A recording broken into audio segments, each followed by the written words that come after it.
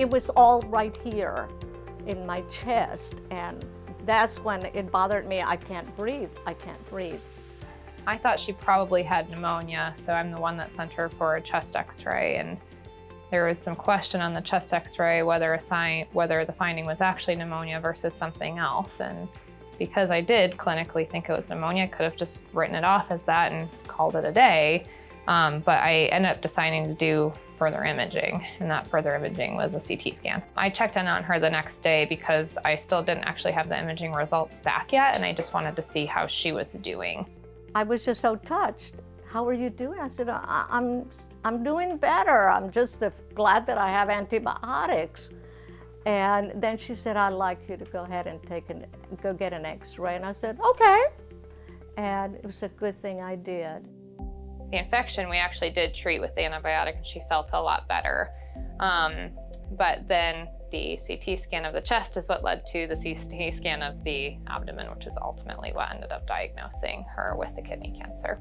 From pneumonia to kidney cancer in less than 2 weeks.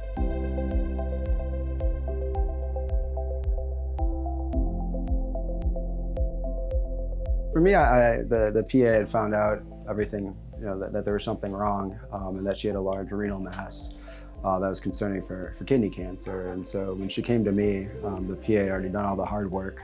They were very diligent and said, hey, there could be something else there, let's get a CT scan.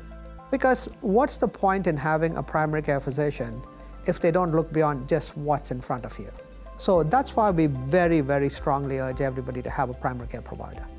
There are certain patients that you see and they just nag at you a little bit. You go home and you think about them and you wonder. And those are the patients that I tend to call the next day and say, hey, are you okay? Is there anything different? And she was one of those patients. And usually when you have that feeling, it's for a reason. So you have to trust your gut.